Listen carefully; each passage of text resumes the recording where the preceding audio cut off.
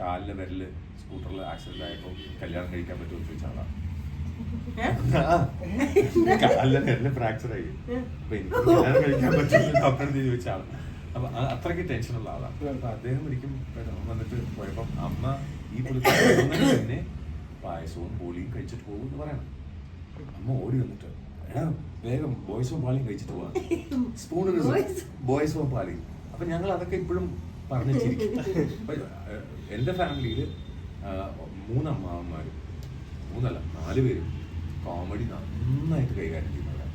അവരുടെ വൈകുന്നേരത്തെ സഭകളായിരുന്നു ഞാൻ കോമഡി കേട്ട് വളരാനുള്ള മെയിൻ റീസൺ. അതിൽ മൂത്ത അമ്മാവൻ തബലിസ്റ്റ് ആയിരുന്നു ഓൾ ഇന്ത്യ റേഡിയോയിൽ.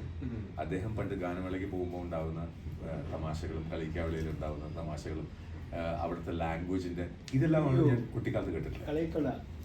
അപ്പൊ കളിക്കാവളിയില് ഒരു ഡ്രാമയ്ക്ക് അമ്മാവൻ തബല വായിക്കാൻ പോയില്ല.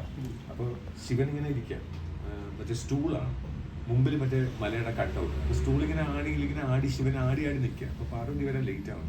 ഇളേ പാർവതി എങ്കളെ പൗഡർ പോട്ടിട്ട് ഇപ്പൊ ഒരുപാട് ഇങ്ങനത്തെ കാര്യങ്ങളൊക്കെയാണ് വളരെ ഹാംലെസ് ആയിട്ടുള്ള കോമഡി. പല രീതി പല ലെവലിലാണ് അവരെ.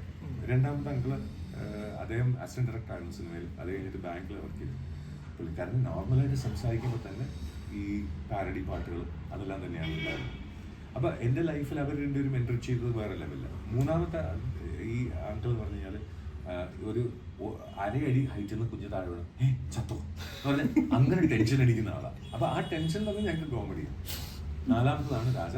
ഞാനും രാജയും ഒരുമിച്ച് ഞങ്ങൾ ഈ ഓഡിയോ ബുക്സ് ഒക്കെ റെക്കോർഡ് ചെയ്ത് കളിച്ചും ചിരിച്ചും. എൻ്റെ ട്രൈസൈക്കിൾ, ഈ 10ാം ക്ലാസ് പഠിച്ച എൻ്റെ അമ്മാവൻ എൻ്റെ ട്രൈസൈക്കിൾ ഓടിച്ച് എന്നെ കരയിച്ച് അങ്ങനെയൊക്കെയാണ് ഞങ്ങൾ കളിച്ചു വന്നത്. റെക്കോർഡ് പ്ലെയറിൽ പാട്ട് വയ്ക്കുക, ഞങ്ങൾക്ക് നാടകങ്ങൾ ഡയറക്റ്റ് ചെയ്ത് തരാം. സോ എവിടെയോ ചൈൽഡ്ഹുഡിൽ ഈ 4 അമ്മാവന്മാരും എന്നെ ഒത്തിരി ഇൻഫ്ലുവൻസ് ചെയ്തിട്ടുണ്ട്.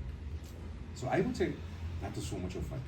കുഞ്ഞുങ്ങളുടെ കാര്യത്തിൽ ഇറ്റ് ഈസ് എൻറ്റയർലി ഡിഫറെൻറ്റ്.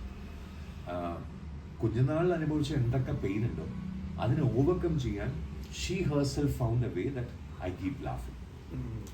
കൂടുതൽ വിഷമിക്കുന്ന സമയത്താണെങ്കിലും I know that she is ലാഫിങ്. അത് കവർ ചെയ്യാൻ വേണ്ടിയിട്ടാണേ ഉള്ളൂ. അപ്പം അത് കണ്ടാൽ മനസ്സിലാവും. ചില സമയത്ത് പുള്ളിക്കാരി ആലോചിക്കുന്നത് എന്താണെന്ന് എനിക്കറിയാം. അത് ചോദിച്ചു കഴിഞ്ഞാൽ അല്ല എന്ന് പറയാനുള്ള ആ ഒരു താല്പര്യം അല്ലേ? ആ എമ്മിന്റെ അർത്ഥം മനസ്സിലായില്ല. നീ വാ ഇത് കഴിയട്ടെ. പണ്ട് കമലഹാസൻ ഒരു ഇതേപോലത്തെ ഇന്റർവ്യൂ ഉണ്ടായിരുന്നു ഫസ്റ്റ് വൈഫായിട്ട്.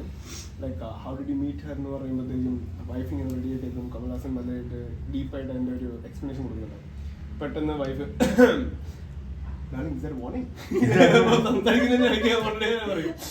വാർണിംഗ് അതേപോലെയാണ്.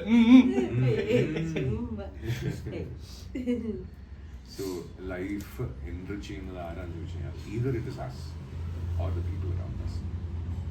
എനിക്ക് എൻ്റെ സ്കൂൾ കുറേ ഹെൽപ്പ് ചെയ്തു. കാരണം ഞങ്ങൾ